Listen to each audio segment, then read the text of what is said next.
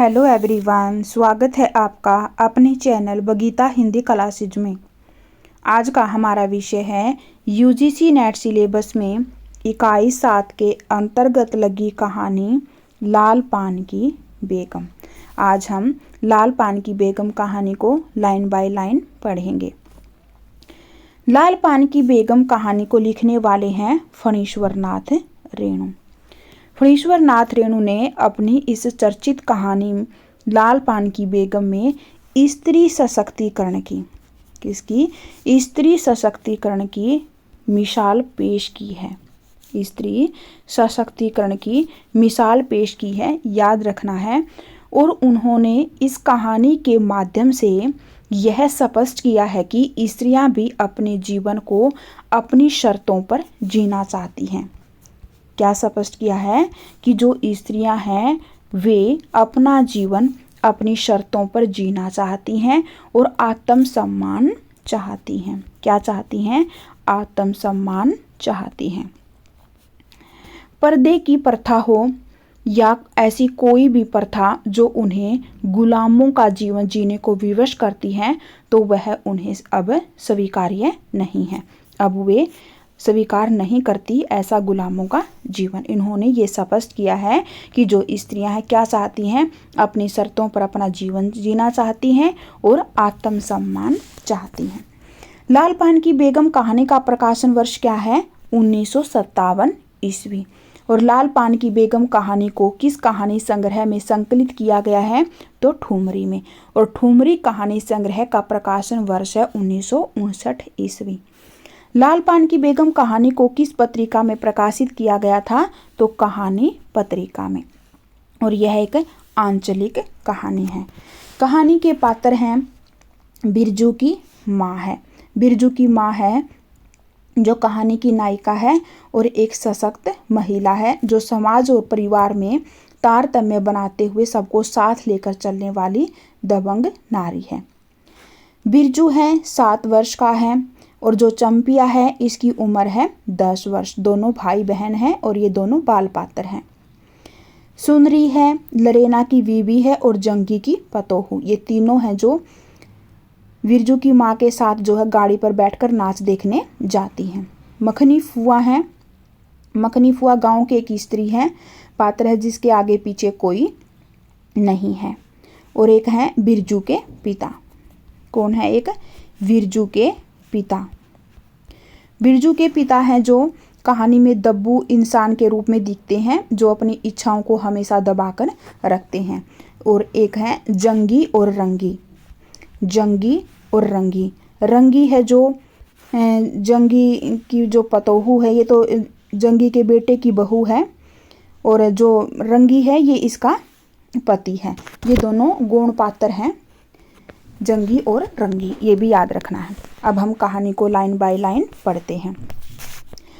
क्यों बिरजू की माँ नाच देखने नहीं जाएगी क्या? ये कौन कहती है? मखनी फुआ। इनके आगे पीछे कोई नहीं है, इसलिए जो बिरजू की माँ है ये ताना भी देती हैं ये पूछने पर कि क्यों बिरजू की माँ नाच देखने नहीं जाएगी क्या? बिरजू की माँ शकरकंद उबाल कर बैठी मन ही मन कूड़ रही थी अपने आंगन में। और 7 साल का लड़का बिरजू शकरकंद के बदले तमाचे खाकर आंगन में लोट पोट कर सारी देह में मिट्टी मल रहा था। चंपिया के सिर भी चुड़ैल मंडरा रही है। आधे आंगन धूप रहते जो गई है सहुआइन की दुकान छोवा गुड़ लाने। सो अभी तक नहीं लौटी, दिया बाती की बेला हो गई। आए आज लौट के जरा। बागड़ बकरे की देह में कुकुर माछी लगी थी। बागड़ का अर्थ है यहाँ पे बकरा। बागड़ का अर्थ क्या है? बकरा। और कुकुर माछी होती है कुत्तों वाली मक्खी। इसलिए बेचारा बागड़ रह रहकर कूद फांद कर रहा था। बिरजू की माँ बागड़ पर मन का गुस्सा उतारने का बहाना ढूंढ कर निकाल चुकी थी। पिछवाड़े की मिर्च की फूली गाछ बागड़ के सिवा और किसने कलेवा किया होगा? बागड़ को मारने के लिए वह मिट्टी का छोटा ढेला उठा चुकी थी कि पड़ोसिन मखनी फुआ की पुकार सुनाई पड़ी। क्यों बिरजू की माँ नाच देखने नहीं जाएगी क्या? अब ये ताना देती है कि बिरजू की माँ के आगे नाथ और पीछे पगहिया हो तब न फुआ। ये कौन बोलती है? तो बिरजू की माँ। ये बिरजू की माँ कहती है मखनी फुआ से कि बिरजू की माँ के आगे नाथ और पीछे पगहिया हो तब न फुआ। गरम गुस्से में भुजी नुकीली बात फुआ की देह में धंस गई और बिरजू के माँ ने हाथ के ढेले को पास ही फेंक दिया। बेचारे बागड़ को कुकुर माछी परेशान कर रही है। आहा आए आए। बिरजू ने लेटे ही लेटे बागड़ को एक डंडा लगा दिया। बिरजू की माँ की इच्छा हुई कि जाकर उसी डंडे से बिरजू का भूत भगा दे, किंतु नीम के पास खड़ी पनभरनियों की खिलखिलाहट सुनकर रुक गई। बोली, ठहर, तेरे बप्पा ने बड़ा हाथ छुट्टा बना दिया है तुझे, बड़ा हाथ चलता है लोगों पर, ठहर। मखनी फुआ नीम के पास झुकी कमर से घड़ा उतार कर पानी भर कर लौटती पनभरनियों में बिरजू की माँ की बहकी हुई बात का इंसाफ करा रही थी। जरा देखो तो इस बिरजू की माँ को 4 मन पाट जूट का पैसा क्या हुआ है, धरती पर पांव ही नहीं पड़ते। निशाफ करो यानी इंसाफ करो। खुद अपने मुंह से 8 दिन पहले से ही गांव की गली गली में बोलती फिरी है। हाँ, इस बार बिरजू के बप्पा ने कहा है बैलगाड़ी पर बिठाकर बलरामपुर का नाच दिखा लाऊंगा। यानी जो मखनी फुआ है ये स्त्रियों में बता रही है कि अब बिरजू की माँ देखो मेरे से क्या कह रही है, इस बात का इंसाफ करो। और ये खुद ही कितने दिन पहले, 8 दिन पहले से ही गली गली में बोलती फिर रही थी कि बिरजू के बप्पा कह रहे थे कि अब की बार वे बैलगाड़ी पर बिठाकर कहाँ का नाच दिखा कर लाएंगे, बलरामपुर का। बैल अब अपने घर हैं तो 1000 गाड़ी मंगनी मिल जाएंगी, सो मैंने अभी टोक दिया। नाच देखने वाली तो सब ऊन पोन कर तैयार हो रही हैं, रसोई पानी कर रही हैं। मेरे मुंह में आग लगे, मैं क्यों टोकने गई। सुनती हो क्या जवाब दिया बिरजू की माँ ने? मखनी फुआ ने अपने पोपले मुंह के होठों को एक और मोड़कर ऐठती हुई बोली निकाली, अरे हाँ हाँ, बिरजू की माँ के आगे नाथ और पीछे पगैया हो ना हो तब ना। जंगी की पतोहू बिरजू की माँ से नहीं डरती। ये जो जंगी की पतोहू है ये झगड़ालू प्रवृत्ति की है, बिरजू की माँ से नहीं डरती। वह जरा गला खोल कर ही कहती है, फुआ सर्वे शीतल और मटी यानी सर्वे सेटलमेंट के हाकिम के बासा पर फूल छाप किनारी वाली साड़ी पहन के तू भी भट्टा की भेंटी चढ़ाती तो तुम्हारे नाम से भी 2-3 बीघा दनहर जमीन का पर्चा कट जाता। फिर तुम्हारे घर भी आज 10 मन सोना बंग पाट होता, जोड़ा बैल खरीदता, फिर आगे नाथ और पीछे सैकड़ों पगहिया झूलते। जंगी की पतोहू मुँह जोर है, रेलवे स्टेशन के पास की लड़की है, 3 ही महीने हुए गोने की नई बहू होकर आई है। याद रखना है कितने महीने हुए हैं इनकी शादी को, 3 महीने। और सारे कुरमा टोली की झगड़ालू सासों से एक आध मोर्चा ले चुकी है। उसका ससुर जंगी दागी चोर है, सी क्लासी है, उसका खसम रंगी कुरमा टोली का क्या है, नामी लठैत, इसलिए हमेशा सिंग खुजाती फिरती जंगी की पुतोहू। याद रखना है ये भी कि जो बिरजू की माँ और ये जंगी की पुतोही कौन सी टोली में है, कुरमा टोली में। बिरजू की माँ के आंगन में जंगी की पतोहू की गला खोल बोली, गुलैल की गोलियों की तरह दनदनाती हुई आई थी। बिरजू के माँ ने एक तीखा जवाब खोज कर निकाला, लेकिन मन मसोस कर रह गई। गोबर की ढेरी में कौन ढेला फेंके। इसमें मुहावरों का प्रयोग भी किया गया है। जीभ के जाल को गले में उतार कर बिरजू की माँ ने अपनी बेटी चंपिया को आवाज दी, अरे चंपिया, आज लोटे तो तेरी मुंडी मरोड़कर चूल्हे में झोंकती हूँ। दिन दिन बेचाल होती जाती है। गांव में तो अब ठैठर बेस्कोप का गीत गाने वाली पतुरिया पतोहू सब आने लगी हैं। कहीं बैठ के बाजे न मुरलिया सीख रही होगी। इस गाने को भी याद रखना है। क्या कहती हैं कि बाजे न मुरलिया सीख रही होंगी। हर जाई अरी चंपिया। जंगी की पतोहू ने बिरजू की माँ की बोली का स्वाद लेकर कमर पर घड़े को संभाला और मटक कर बोली, चल दीदिया चल, इस मोहल्ले में लाल पान की बेगम बसती है। बिरजू की माँ को लाल पान की बेगम कौन कहती है? जंगी की पतोहू। याद रखना है, वेरी वेरी इंपॉर्टेंट, आपसे पूछा जा सकता है कि बिरजू की माँ को लाल पान की बेगम किसने कहा है? तो जंगी की पतोहू ने। नहीं जानती दोपहर दिन और चौपहर रात बिजली की बत्ती भक भक कर जलती है। लाल पान की बेगम कहती है और बिजली की बत्ती भक भक कर जलती है। भक भक बिजली की बत्ती की बात सुनकर न जाने क्यों सभी खिलखिलाकर हंस पड़ी। हुआ कि टूटी हुई दंत पंक्तियों के बीच में से एक मीठी गाली निकली, शैतान की नानी। ये भी याद रखना है कि जो लाल पान की बेगम और बिजली की बत्ती भक भक कर जलती है, ये कहती है जंगी की पतोहू। किसे कहती है? बिरजू की माँ को। जंगी की पतोहू कहती हैं बिरजू की माँ को। और शैतान की नानी ये कहती हैं मखनी फुआ। और किसको कहती हैं? ये कहती हैं जंगी की पतोहू को। दोनों बातें याद रखनी है। शैतान की नानी कौन कहती है? तो कहती है मखनी फुआ। और किसको कहती है? तो जंगी की पतोहू को। बिरजू की माँ की आंखों पर मानो किसी ने तेज टॉर्च की रोशनी डालकर चौंधिया दिया। भक भक बिजली बत्ती 3 साल पहले सर्वे कैंप के बाद गांव की जलंडाही औरतों ने एक कहानी गढ़ के फैलाई थी। चंपिया की माँ के आंगन में रात भर बिजली बत्ती भुक भुकाती थी। चंपिया की माँ के आंगन में नाक वाले जूते की छाप घोड़े की टाप की तरह जलो जलो और जलो। चंपिया की माँ के आंगन में चांदी जैसे पाट सूखते देखकर जलने वाली सब औरतें खलिहान पर सोनोली धान के भोजों को देखकर बैंगन का भुर्ता हो जाएंगी। मिट्टी के बर्तन से टपकते हुए छोआ गुड़ को उंगलियों से चाटती हुई चंपिया आई और माँ के तमाचे खाकर चीख पड़ी, मुझे क्यों मारती है? सहुआइन जल्दी से सौदा नहीं देती। सहुआइन जल्दी सौदा नहीं देती कि नानी एक सहुआइन की दुकान पर मोती झरते हैं जो जड़ गाड़ कर बैठी हुई थी। बोल गले पर लात देकर कल्ला तोड़ दूंगी। हरजाई जो फिर कभी बाजे न मुरलिया गाते सुना। चाल सीखने जाती है टीसन की छोकरियों से। किसे कहती है टीसन की छोकरियां? जंगी की पतोहू को। बिरजू की माँ ने चुप होकर अपनी आवाज अंदाजी की। उसकी बात जंगी के झोपड़े तक साफ साफ पहुंच गई होगी। बिरजू पीती हुई बातों को भूलकर उठ खड़ा हुआ था और धूल झाड़ते हुए बर्तन से टपकते गुड़ को ललचाई निगाह से देखने लगा था। दीदी के साथ वह भी दुकान जाता तो दीदी उसे भी गुड़ चटाती। जरूर वह स्करगंद के लोभ में रहा और मांगने पर माँ ने स्करगंद के बदले क्या दिए थे इनको? तमाचे। ए मैया एक अंगुली गुड़ दे दे। बिरजू ने तलहत्ती फैलाई। देना मैया एक रत्ती भर। एक रत्ती क्यों? उठा के बर्तन को फेंक आती हूँ। पिछवाड़े में जाके चाटना। नहीं बनेगी मीठी रोटी खाने का मुँह होता है। बिरजू की माँ ने उबले स्करगंद का सूप रोती हुई चंपिया के सामने रखते हुए कहा, बैठ के छिलके उतार, नहीं तो अभी।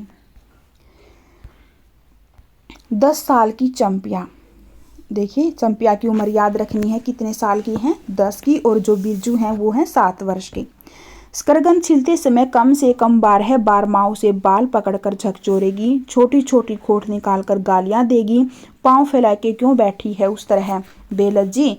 चंपिया माँ के गुस्से को जानती है। बिरजू ने इस मौके पर थोड़ी सी खुशामद करके देखा, मैया मैं भी बैठकर स्करगंद छीलूं?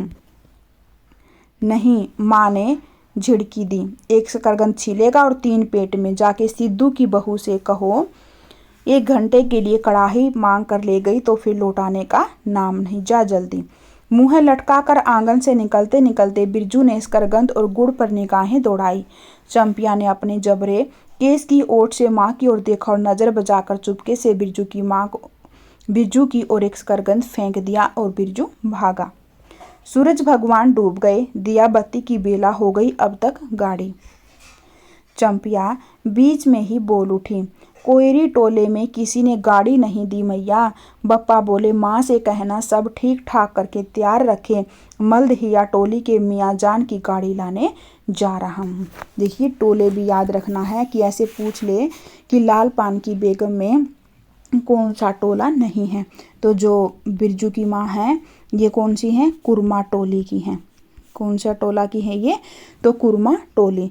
और कोयरी टोलो वालों ने जो है इनको गाड़ी नहीं दी। और अब ये कहाँ से लेने जा रहे हैं? मल्दहिया टोली से। तो ये 2-3 टोले हैं, याद रखने हैं। सुनते ही बिरजू की माँ का चेहरा उतर गया, लगा छाते की कमानी उतर गई। घोड़े से अचानक कोयरी टोले में किसी ने गाड़ी मंगनी नहीं दी, तब मिल चुकी गाड़ी। जब अपने गांव के लोगों की आंखों में पानी नहीं तो मल्दहिया टोली के मियाँ जान की गाड़ी का क्या भरोसा। न 3 में न 13 में। क्या होगा करगंद छील कर रख दे उठा के। यह मर्द नाच दिखाएगा, बैलगाड़ी पर चढ़कर नाच दिखाने ले जाएगा। चढ़ चुकी बैलगाड़ी पर, देख चुकी जी भर नाच। पैदल जाने वाली सब पहुंचकर पुरानी हो चुकी होंगी। बिरजू छोटी कढ़ाई सिर पर औंधा कर वापस आया। देख दीदिया मलेटी टोपी, इस पर 10 लाठी मारने पर भी कुछ नहीं होता। चंपिया चुपचाप बैठी रही, कुछ बोली नहीं, जरा सी मुस्कराई भी नहीं। बिरजू ने समझ लिया मैया का गुस्सा अभी उतरा नहीं है पूरे तौर से। मढ़ैया के अंदर से बागड़ को बाहर भगाती हुई बिरजू की माँ बड़बड़ाई, कल ही पंचकोड़ी कसाई के हवाले करती हूँ, राक्षस तुझे हर चीज में मुँह लगाएगा। चंपिया बांध दे बागड़ को, खोल दे गले की घंटी, हमेशा टुनर टुनर मुझे जरा नहीं सुहाता है। टुनर टुनर सुनते ही बिरजू को सड़क से जाती हुई बैलगाड़ियों की याद हो आई। अभी बबुआन टोले की गाड़ियां नाच देखने जा रही थी। एक कौन सा टोला है? बबुआन। कुरमा टोली और कोयरी टोली, और एक है मल्दहिया टोली, और एक है बबुआन टोली। याद रखने 4 नाम आए हैं। झुनुर झुनुर बैलों की झुमकी तुमने सुनी, ये आपस में बातें कर रहे हैं। अब बेसी बक बक मत करो, ये कौन कहती है? चंपिया। कौन कहती है? चंपिया। किसे? बिरजू से कि बेसी बक बक मत करो। बागड़ के गले से झुमकी खोलती चंपिया बोली। चंपिया डाल दे चूल्हे में पानी, बप्पा आवे तो कहना कि अपने उड़न जहाज पर चढ़कर नाच दिखाएं। मुझे नाच देखने का शौक नहीं, मुझे जगइयो मत, मेरा माथा दुख रहा है। मढ़ैया के उसारे पर बिरजू ने फिसफिसा के पूछा, क्यों दीदिया, नाच में उड़न जहाज भी उड़ेगा? चटाई पर कथरी ओढ़ कर बैठती हुई चंपिया ने बिरजू को चुपचाप अपने पास बैठने का इशारा किया। मुफ्त में मार खाएगा बेचारा। बिरजू ने बहन की कथरी में हिस्सा बांटते हुए चुक्की मुक्की लगाई। जाड़े के समय इस तरह घुटने पर ठुड्डी रखकर चुक्की मुक्की लगाना सीख चुका है वह। उसने चंपिया के कान के पास मुँह ले जाकर कहा, हम लोग नाच देखने नहीं जाएंगे, गांव में एक पंछी भी नहीं है, सब चले गए।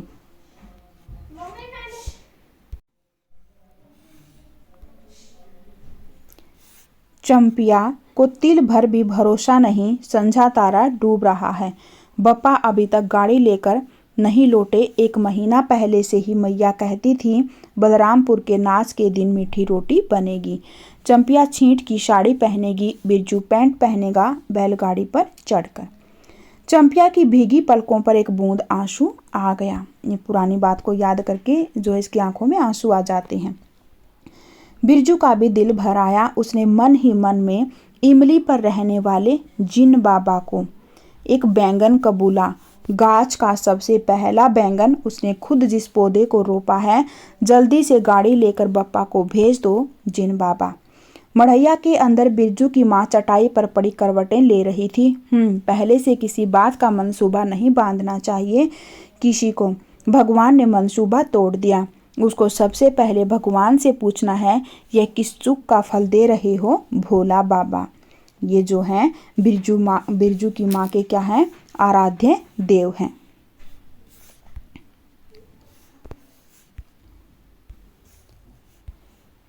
भोला बाबा हैं जो, ये क्या हैं? बिरजू की माँ के क्या हैं?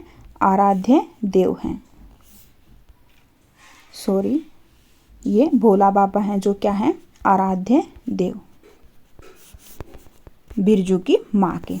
अपने जानते उसने किसी देवी देवता पितर की मान मनौती बाकी नहीं रखी। सर्वे के समय जमीन के लिए जितनी मनौतियाँ की थी, ठीक ही तो महावीर जी का रोट तो बाकी ही है। हाय रे देव, भूल चूक माफ करो, महावीर बाबा मनौती दूनी करके चढ़ाएगी बिरजू की माँ। बिरजू की माँ के मन में रह रहकर जंगी की पतोह की बातें चुभती है। भक भक बिजली बत्ती, चोरी चमारी करने वाली की बेटी पतोहू जलेगी नहीं। 5 बीघा जमीन क्या हासिल की है बिरजू के बप्पा ने। याद रखना है, बिरजू के बप्पा के पास कितनी जमीन है, तो 5 बीघा। ये भी प्रश्न पूछा जा सकता है कि बिरजू के बप्पा के पास कितनी जमीन थी, 5 बीघा। गांव की भाई खोकियों की आंखों में किरकिरी पड़ गई है। खेत में पाट लगा देखकर गांव के लोगों की छाती फटने लगी। धरती फोड़कर पाट लगा है। बैसाखी बादलों की तरह उमड़ते आ रहे हैं पाट के पौधे। तो अलान तो फलान, इतनी आंखों की धार भला फसल सहे। जहां 15 मन पाट होना चाहिए, सिर्फ 10 मन पाट कांटा पर तोल के ओझन हुआ भगत के यहाँ।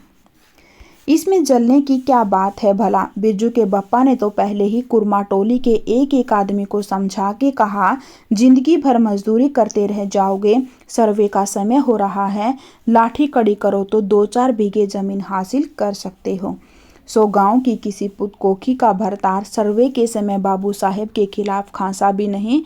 बिरजू के बप्पा को कम सहना पड़ा है। बाबू साहेब गुस्से से सर्कसनाज के बाग की तरह उमड़ते रह गए। उनका बड़ा बेटा घर में आग लगाने की धमकी देकर गया।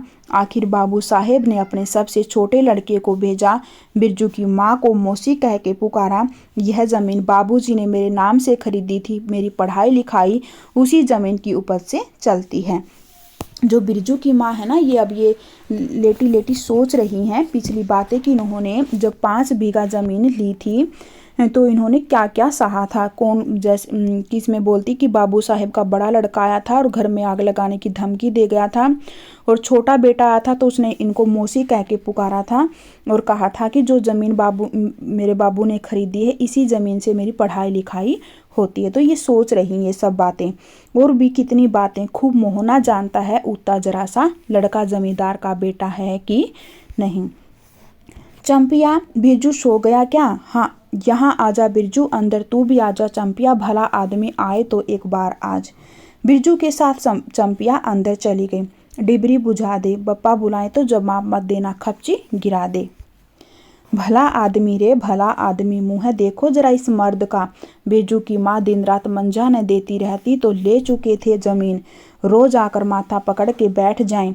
मुझे जमीन नहीं लेनी है बिरजू की माँ, मजूरी ही अच्छी, जवाब देती थी बिरजू की माँ खूब सोच समझ के। छोड़ दो, जब तुम्हारा कलेजा ही स्थिर नहीं होता तो क्या होगा, जोरू जमीन जोर के, नहीं तो किसी और के। बिरजू के बाप पर बहुत तेजी से गुस्सा चढ़ता ही जाता है। बिरजू के माँ का भाग ही खराब है जो ऐसा गोबर गणेश घर वाला उसे मिला। कौन सा शौक मौज दिया है उसके मर्द ने, कोल्हू के बैल की तरह खट कर सारी उम्र काट दी। इसके यहाँ कभी एक पैसे की जलेबी भी ला कर दी है उसके खसम ने। पाट का दाम भगत के यहाँ से लेकर बाहर बैल हट्टा चले गए।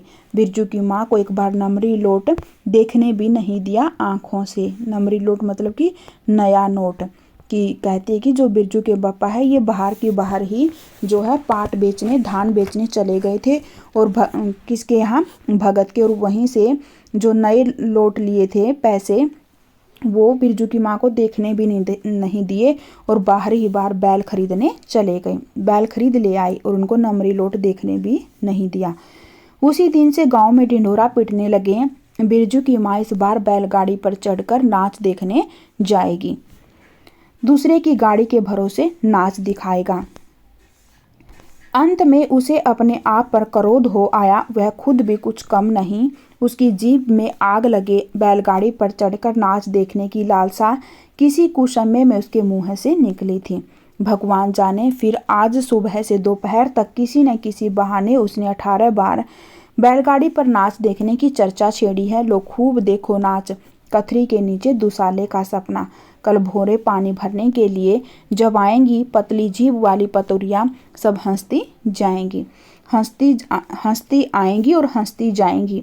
सभी जलते हैं उससे, हाँ भगवान दाढ़ीजार भी, 2 बच्चों की माँ होकर भी वह जस की तस है। उसका घरवाला उसकी बात में रहता है, वह बालों में गरी का तेल डालती है। उसकी अपनी जमीन है, किसी के पास एक घुर जमीन भी अपने इस गांव में जलेंगे नहीं। 3 बीघे में धान लगा हुआ है, अगहनी लोगों की भीख दीठ से बचे तब तो। अब ये सोचती हैं कि मेरे तो इतनी धान लगा हुआ है, इसलिए सब जो है मेरे से जलती हैं, इसलिए हंसती आती हैं और हंसती जाती हैं। बाहर बैलों की घंटियां सुनाई पड़ी। तीनों सतर्क हो गए, उत्कण होकर सुनते रहे। अपने ही बैलों की घंटी है क्यों री चंपिया? चंपिया और बिरजू ने प्राय एक ही साथ कहा। चुप, बिरजू की माँ ने फिसफिसाकर कहा। शायद गाड़ी भी है, गड़गड़ाती है न। दोनों ने फिर हुंकारी भरी। चुप, गाड़ी नहीं है तो चुपके से टट्टी में छेद करके देख तो आ चंपी, भाग के आ चुपके चुपके। चंपिया बिल्ली की तरह होले होले पाँव से टट्टी के छेद से झांक आई। हाँ मैया, गाड़ी भी है। बिरजू हड़बड़ाकर उठ बैठा। उसकी माँ ने उसका हाथ पकड़कर सुला दिया। बोले मत। इसके पिताजी आ गए हैं, गाड़ी लेकर बोलती है कि तुम बोलना मत कुछ भी। चंपिया भी गुदड़ी के नीचे घुस गई। बाहर बैलगाड़ी खोलने की आवाज हुई। बिरजू के बाप ने बैलों को जोर से डांटा। हाँ हाँ, आ गए घर। घर आने के लिए छाती फटी जाती थी। बिरजू की माँ ताड़ गई जरूर। मलदहिया टोली में गांजे की चिलम चढ़ रही थी। आवाज तो बड़ी खनखनाती हुई निकल रही है। चंपिया है, बाहर से पुकार कर कहा उसके बाप ने। बैलों को घास दे दे चंपिया है। अंदर से कोई जवाब नहीं आया। चंपिया के बाप ने आंगन में आकर देखा तो न रोशनी, न चिराग, न चूल्हे में आग। बात क्या है? नाच देखने उतावली होकर पैदल ही चली गई क्या? बिरजू के गले में खसखसाहट हुई और उसने रोकने की पूरी कोशिश भी की, लेकिन खांसी जब शुरू हुई तो पूरे 5 मिनट तक वह खांसता रहा। बिरजू बेटा बिरजमोहन, याद रखना आपको बिरजू का पूरा नाम क्या है? बिरजमोहन। बिरजू के बाप ने पुचकार कर बुलाया। मैया गुस्से के मारे सो गई क्या? अरे अभी तो लोग जा ही रहे हैं। बिरजू की माँ के मन में आया कि कसकर जवाब दे, नहीं देखना है नाच, लौटा दो गाड़ी। चंपिया है, उठती क्यों नहीं? ले धान की पंसिस रख दे। धान की बालियों का छोटा झब्बा झोपड़े के ओसरे पर रखकर उसने कहा, दिया बालो। बिरजू की माँ उठकर ओसारे पर आई। 1.5 पहर रात को गाड़ी लाने की क्या जरूरत थी? नाच तो अब खत्म हो रहा होगा। डिबरी की रोशनी में धान की बालियों का रंग देखते ही बिरजू की माँ के मन का सब मैल दूर हो गया। धानी रंग उसकी आंखों से उतरकर रोम रोम में खुल गया। नाच अभी शुरू भी नहीं हुआ होगा। अभी अभी बलमपुर के बाबू की संपनी गाड़ी मोहनपुर होटल बंगला से हाकिम साहब को लाने गई है। इस साल आखिरी नाच है। पंसिस टट्टी में खोज दे, अपने खेत का है। अपने खेत का? हुलसती हुई बिरजू की माँ ने पूछा। पक गए धान? नहीं, 10 दिन में अघन चढ़ते चढ़ते लाल होकर झुक जाएंगी सारे खेत की बालियां। मलदहिया टोली पर जा रहा था। अपने खेत में धान देखकर आंखें जुड़ा गई। सच कहता हूँ, पंसिस तोड़ते समय उंगलियां कांप रही थी मेरी। बिरजू ने धान की एक बाली से एक धान लेकर मुंह में डाल लिया और उसकी माँ ने एक हल्की डांट दी। कैसा लुक्कड़ है तुरे? इन दुश्मनों के मारे कोई नेम धर्म बचे। क्या हुआ, डांटती क्यों है? नवान के पहले ही नया धान झुटा दिया, देखते नहीं? अरे इन लोगों का सब कुछ माफ है, चिरई चुरमुन है यह लोग। दोनों के मुंह में नवान के पहले नया अन्न पड़े। इसके बाद चंपिया ने भी धान की बाली से 2 धान लेकर दांतों तले दबाए। ओ मैया, इतना मीठा चावल, और गमकता भी है न दीदिया। बिरजू ने फिर मुंह में धान लिया। रोटी तैयार कर चुकी क्या? बिरजू के बाप ने मुस्कुराकर पूछा।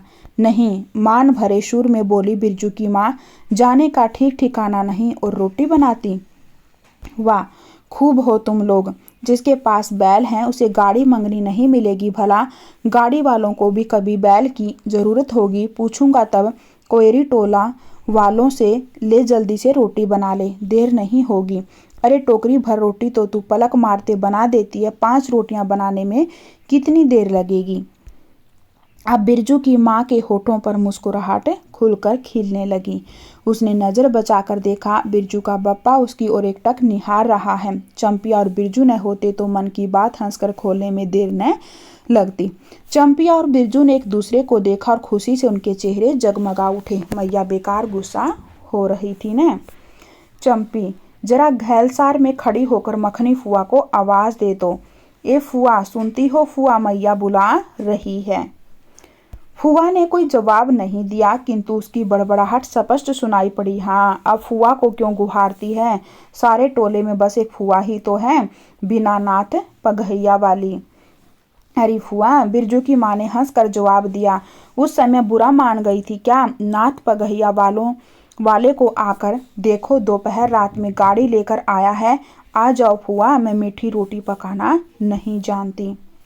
फुआ कांखती खांसती आई। इसी के घड़ी पहर दिन रहते ही पूछ रही थी कि नाच देखने जाएगी क्या? कहती तो मैं पहले से ही अपनी अंगीठी यहाँ सुलगा जाती। बिरजू की माँ ने फुआ को अंगीठी दिखला दी और कहा, घर में अनाज दाना वगैरह तो कुछ है नहीं, एक बागड़ है और कुछ बर्तन बासन, सो रात भर के लिए यहाँ तंबाकू रख जाती हूँ। अपना हुक्का ले आई हो न फुआ? फुआ को तंबाकू मिल जाए तो रात भर क्या 5 रात बैठकर जाग सकती है। फुआ ने अंधेरे में टटोल कर तंबाकू का अंदाज किया। ओहो, हाथ खोलकर तंबाकू रखा है बिरजू की माँ ने, और वह एक है सहुआइन, राम कहो। उस रात को अफीम की गोली की तरह एक मटर भर तंबाकू रख कर चली गई गुलाब बाग मेले में और कह गई कि डिब्बी भर तंबाकू है। बिरजू की माँ चूल्हा सुलगाने लगी। चंपिया ने स्करगंद को मसल कर गोले बनाए और बिरजू सिर पर कड़ाही औंधा कर अपने बाप को दिखलाने लगा। मलेट्री टोपी, इस पर 10 लाठी मारने पर भी कुछ नहीं होगा। सभी ठठाकर हंस पड़े। बिरजू की माँ हंसकर बोली, ताखे पर 3-4 मोटे स्करगंद हैं, दे दे बिरजू को चंपिया, बेचारा शाम से ही। देखो, अब ये खुश हो गई है और कहती है कि इनको शकरगंद दे दो चंपिया, और सुबह शकरगंद के बदले इसको तमाचे मारे थे। बेचारा मत कहो मैया, खूब सचारा है। अब चंपिया चहकने लगी। तुम क्या जानो कथरी के नीचे मुंह क्यों चल रहा था बाबू साहब का, ही। बिरजू के टूटे दूध के दांतों की फांक से बोली निकली। ब्लैक मार्टिन में 5 करगंद खा लिया, हा। फिर सभी फिर ठठाकर हंस पड़े। बिरजू की माँ ने फुआ का मन रखने के लिए पूछा, एक कनवा गुड़ है, आधा दूं फुआ? फुआ ने गदगद होकर कहा, अरे करगंद तो खुद मीठा होता है, उतना क्यों डालेगी? जब तक दोनों बैल दाना घास खाकर एक दूसरे की देह को जीभ से चाटे, बिरजू की माँ तैयार हो गई। चंपिया ने चीट की साड़ी पहनी और बिरजू बटन के अभाव में पैंट पर पटसन की डोरी बंधवाने लगा। देखिए, मतलब कि बिरजू के जो पैंट है उसमें बटन नहीं है, तो उसके अभाव में इन्होंने क्या लगाया, उस पर पटसन की डोरी। ये याद रखना है। बिरजू के माँ ने आंगन से निकल गांव की ओर कान लगाकर सुनने की चेष्टा की। इतनी देर तक भला पैदल जाने वाले रुके होंगे। पूर्णिमा का चांद सिर पर आ गया। बिरजू की माँ ने असली रूपा का मंगटीका पहना। कौन सा? असली रूपा का मंगटीका। आज पहली बार बिरजू के बप्पा को हो क्या गया है, गाड़ी जोतता क्यों नहीं मुँह की ओर एकटक देख रहा है, मानो नाच की लाल पान की बेगम। गाड़ी पर बैठते ही बिरजू की माँ की देह में एक अजीब गुदगुदी लगने लगी। उसने बांस की बल्ली को पकड़कर कहा, गाड़ी पर अभी बहुत जगह है, जरा दाहिनी सड़क से गाड़ी हाँकना। बैल जब दौड़ने लगे और पहिया जब चूं चूं करके घरघराने लगा तो बिरजू से नहीं रहा गया। उड़नजाज की तरह उड़ाओ बप्पा। गाड़ी जंगी के पिछवाड़े पहुंची। बिरजू की माँ ने कहा, जरा जंगी से पूछो न, उसकी पतोहू नाच देखने चली गई क्या? गाड़ी के रुकते ही जंगी के झोपड़े से आती हुई रोने की आवाज़ स्पष्ट हो गई। बिरजू के बप्पा ने पूछा, अरे जंगी भाई, काहे कन्हरोहट हो रहा है आंगन में? जंगी घुर ताप रहा था। बोला, क्या पूछते हो? रंगी बलरामपुर से लौटा नहीं, पुतोहिया नाच देखने कैसे जाए? आसरा देखते देखते उधर गांव की सभी औरतें चली गई। अरे टीसन वाली तो रोती है काहे? बिरजू की माँ ने पुकार कर कहा, आजा झट से कपड़ा पहनकर, सारी गाड़ी पड़ी हुई है, बेचारी आजा जल्दी। बगल के झोपड़े से राधे की बेटी सुंदरी ने कहा, काकी गाड़ी में जगह है, मैं भी जाऊंगी। बांस की झाड़ी के उस पार लरेना ख्वास का घर है, उसकी बहू भी नहीं गई है, गिलट का झुमकी कड़ा पहनकर झमकती आ रही है। आजा, जो बाकी रह गई हैं सब आ जाएं जल्दी। जंगी की पतोहू, लरेना की बीबी और राधे की बेटी सुनरी तीनों गाड़ी के पास आई। बैल ने पिछला पैर फेंका। बिरजू के बाप ने एक भद्दी गाली दी, साला लताड़ मारकर लंगड़ी बनाएगा पतोहू को। सभी ठठाकर हंस पड़े। बिरजू के बाप ने घूंघट में झुकी दोनों पतोहुओं को देखा। उसे अपने खेत की झुकी हुई बालियों की याद आ गई। पतोहुओं को देखकर क्या याद आ गई उसे? अपने खेत में जो धान के पौधे थे उन पे जो बाली आई थी उनको झुकी, उन बालियों की याद आ गई उन दोनों पतोहुओं को झुकी हुई देखकर। जंगी की पतोहू का गोना 3 ही मास पहले हुआ है। गोने की रंगीन साड़ी से कड़वे तेल और लठवा सिंदूर की गंध आ रही है। बिरजू की माँ को अपने गोने की याद आई। उसने कपड़े की गठरी से 3 मीठी रोटियां निकाल कर कहा, खा ले, एक एक करके सिमराहा के सरकारी कूप में पानी पी लेना। गाड़ी गांव से बाहर होकर धान के खेतों के बगल से जाने लगी। चांदनी कार्तिक की खेतों से धान के झरते फूलों की गंध आती है। बांस की झाड़ी में कहीं दूधी की लता फूली है। जंगी की पुतोहू ने एक बीड़ी सुलगाकर बिरजू की माँ की ओर बढ़ाई। बिरजू की माँ को अचानक याद आई चंपिया, सुनरी और लरेना की बीबी और जंगी की पुतोहू। ये चारों ही गांव में बैसकोप का गीत गाना जानती हैं खूब। कौन कौन? चंपिया, सुनरी, लरेना की बीबी और जंगी की पतोहू। ये चारों क्या जानती हैं? बैसकोप का गीत गाना। गाड़ी की लिक धन खेतों के बीच होकर गई। चारों ओर गोने की साड़ी की खसखसाहट जैसी आवाज होती है। बिरजू की माँ के माथे के मंगटीके पर चांदनी छिटकती है। अच्छा, अब एक बैसकोप का गीत गा तो चंपिया, डरती है काहे? जहाँ भूल जाओगी बगल में मास्टरनी बैठी ही है। दोनों पुतोहुओं ने तो नहीं, किंतु चंपिया और सुंदरी ने खंखार कर गला साफ किया।